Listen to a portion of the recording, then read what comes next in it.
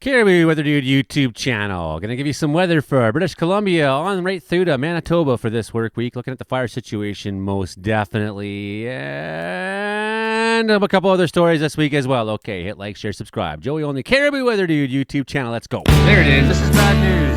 My God. Anything could happen. Get on! Wow. I'll watch the video later. They dry mopping this. Getting close to 9 o'clock in the evening on Sunday night. Where are we going with the weather this week? Where are we going? Okay, well, what is happening right now is high pressure is beginning to reestablish itself over British Columbia, which is nice. It's starting to make the bad weather go away. It was raining hard off and on, snow and hailing at times here in the mountains. But it got a little better. We're sunny out there right now, and you might even get a chance to see the northern lights if you live in the mountains tonight. Finally, we got a solar storm going on that's quite exceptional. So we have the high pressure here, bringing clearing conditions back into BC. 1039 high, pretty high off the coast there.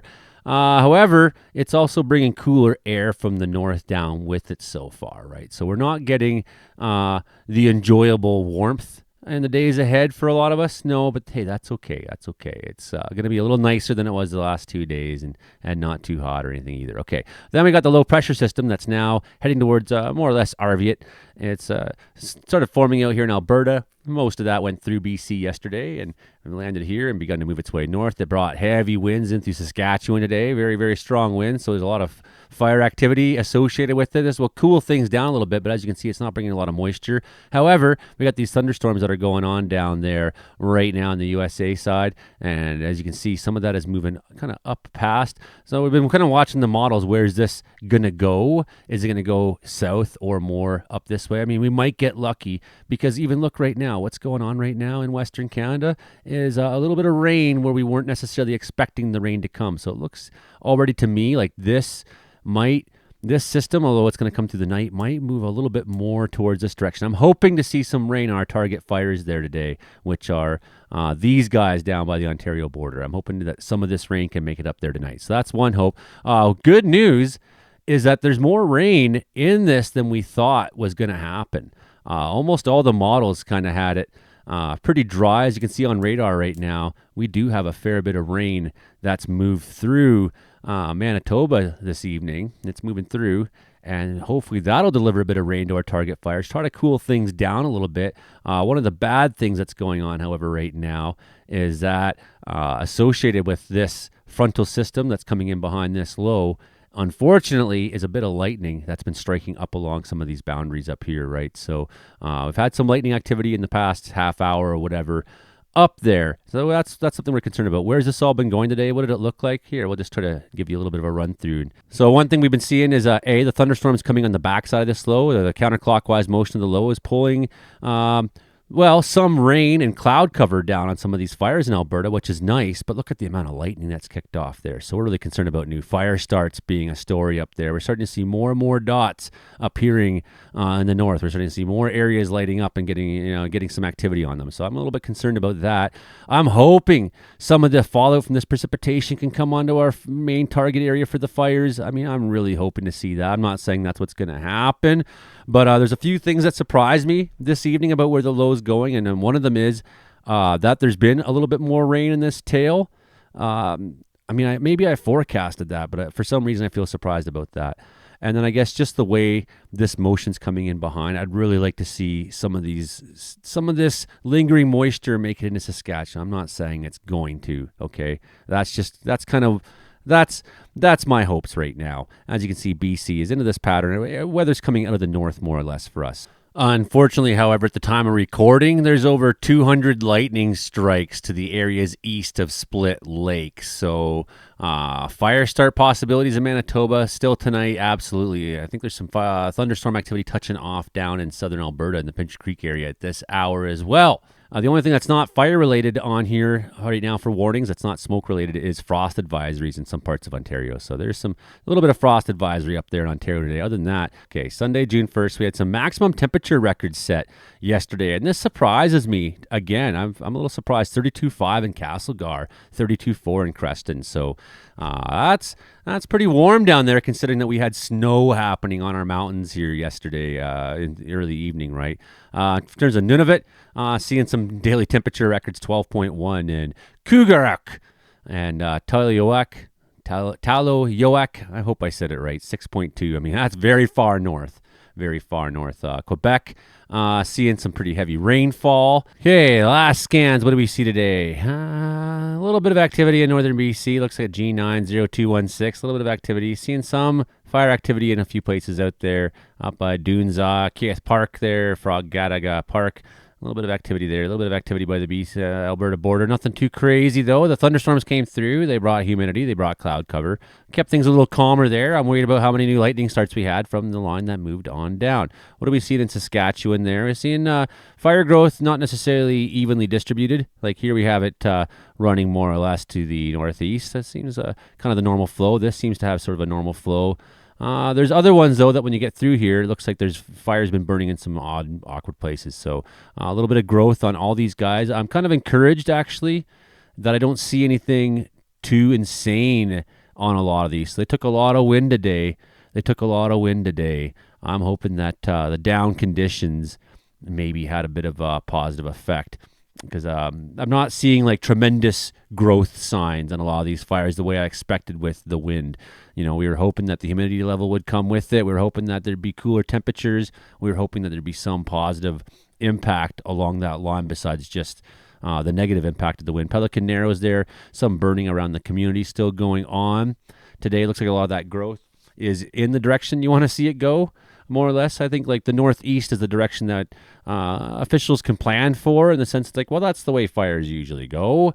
So hopefully if it does that, then our contingency plans will be easier. Of course, that's not always the case. We've had a lot of shifting winds with the lows that have come through. Of course, each low that comes through has counterclockwise wind motion. So for a while, you get winds out of each direction as it passes on through, and then finally out of the north, like we're seeing back in Alberta right now. So that northerly flow is symptomatic. So Flin Flon, not a lot of activity around the town, it doesn't seem like today. This took a big run the other day south, and most of that flank has some activity on it, seems like. This is also the direction I expect to see activity go. Pretty nice news over here for our friends that are having a lot of concerning days from Sheridan. Seems like things are pretty quiet in that south flank. A little bit more activity in the far north of that fire spread. I believe this is all still one fire, this one here, right? It all started at Kississing Lake, and this is just that south flank, and it ran up pretty close to Sheridan. Seeing activity in the north as well on that Flin Flon fire. So, again, shifting winds at times today, I think, made things move different directions. I'm not going to guess. For example, I know that there's... it seems like some reduced activity around Puckatawagan. That's good. I'm hoping some of the northern fires took a little bit of rain, at least a little bit, to cool them just down a touch. You know, it'd be nice if we just don't have that rank 5, 6 fire behavior for a few days. It might give crews some time to get something done. If there's a little bit low rank of burning, even if it's open burning, if it's just a little bit quieter. So I know that there's been all kinds of Canadian Forces efforts being made to evacuate Puckatawagan. I don't have details on that. Thursday we had a lot of details on evacuations, but normally that's not really my game. My game is to kind of look at the weather conditions coming and decide, like, you know, to me, this Lynn Lake fire seems pretty quiet today, for example. You know, that's a positive sign. I feel like a couple of these fires in the north looked a little quiet. Not necessarily for Split Lake. I see there's a lot of heat signatures on this far end. I don't know if what's causing that so much. It seems crazy to me that flank's burning a lot. This north flank is, though, too. So it could be that this is kind of pushing together because we know there's a lot of southerlies that have been in Manitoba today. What I want to show you, too, is like when you're looking at these firms maps, keep in mind that these are like 400 meters or something across each of these squares. So just because like it overlaps onto things, first of all, even if there is active fire that it's reading there, it doesn't necessarily mean the fire's on the road, or doesn't mean that, you know, sometimes you'll see a building there and people be like, oh my goodness, this is my fire. But, you know, what happens too is the smoke's going up and the satellite's hitting the smoke before it hits the ground. And so sometimes the satellite gets confused as to what's, it's just reading heat. It's just reading heat, right?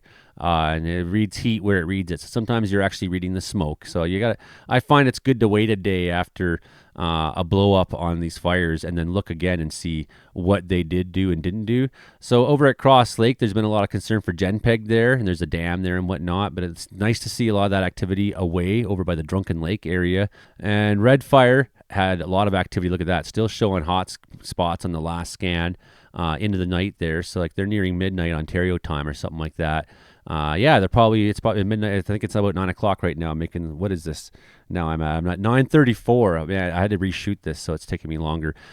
Some activity around the Ken fire as well. We know we got a lot of southerlies, a lot of warmth in Manitoba today, and that really drove fire behavior. We can just take a look, for example, just to see how erratic the wind spread has kind of been with this. We'll just take the satellite overlay. I mean, this is a little bit old. No, it's actually more refreshed than the last time I looked. It's a better refresh. I'm surprised. Okay, so you can see here the low.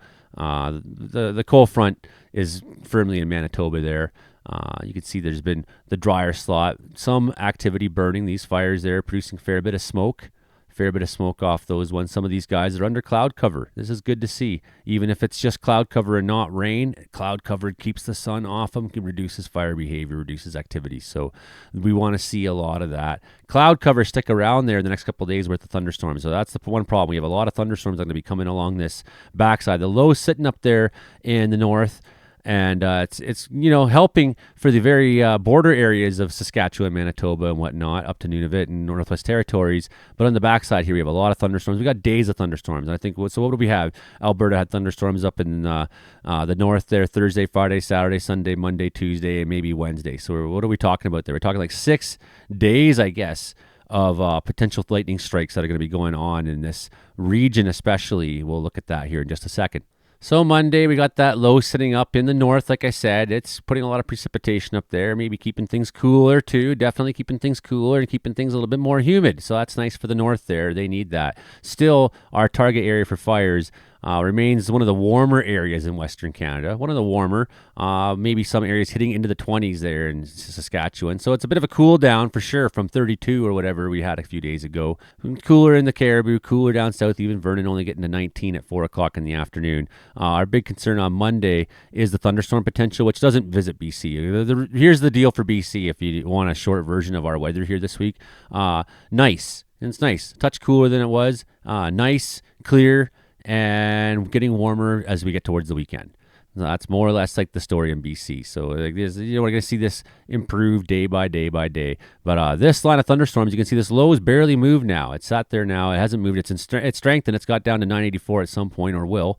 And so there's enough warmth feeding and enough cold from the north. We got snow on the backside and on the top side up there, up north, probably like almost blizzard-like conditions in a sense. And we have this line of thunderstorms that's going to be making its way through in the afternoon there into Saskatchewan. I'm concerned, this could start a bunch of new fires, could also increase erratic winds, because erratic winds are another one of our big concerns for Saskatchewan over the next couple of days. These are just steadies, but we could see gusts in the 30s, 40s, and 50s still yet Monday and Tuesday, as this low doesn't want to move, and it just has this dry sector here pounding. So that's not good for them, even though their temperatures are down. So the more cloud cover they can get, it's possible that the thunderstorms may have some temporary benefit, but I'm concerned that they might start a bunch of new fires. And it's because every day we have the same problem. Touch warmer in the afternoon in BC on Tuesday.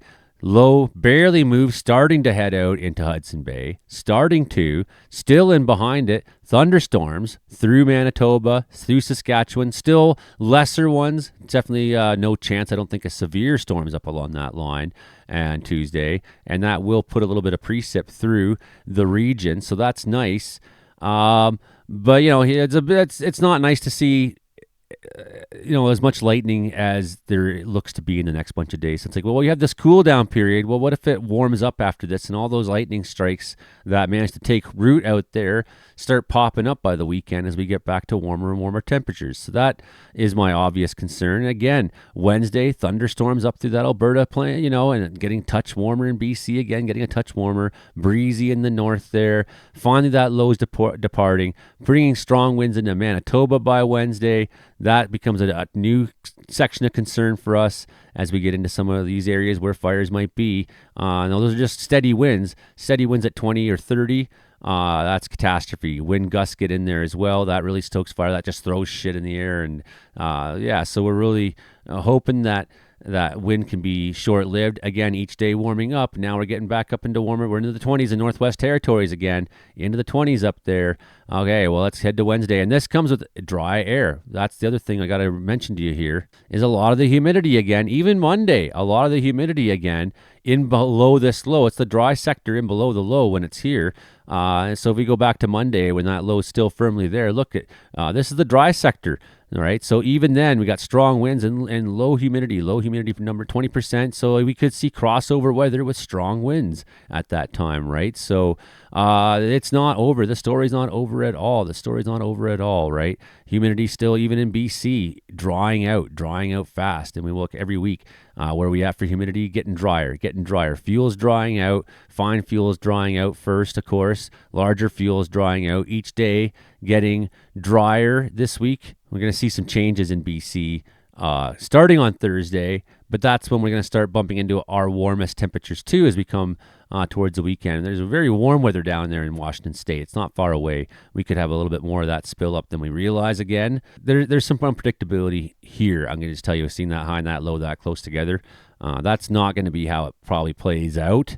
So keep that in mind, right? But now we're on Thursday and very little thunderstorm activity, only in the southern prairies. A little bit of rain there through maybe Smithers and up through that region, the Babine maybe as well, right? The Amanika, you're not too far off on that, maybe even up to Mackenzie. So Thursday might be bringing a little bit of precip for you into there. But again, like Western Canada, mostly dry. And by the time we hit Friday, we're starting to see it get warmer everywhere, except for this northern west sector of BC, maybe for a little bit of areas in the far north there, but we're seeing Saskatoon 27. We're seeing our target fire areas hitting up close to 30 degrees, low humidity.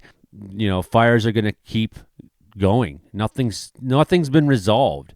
They might calm down here and there at times, but we have a lot of fire activity, a lot of dry weather, a lot of fine fuels drying out. We're not in a pattern that's being generous with rain, even though we just had a lot here in BC. We had a lot here in Wells. It's been gross for a couple of days. We even had snow here.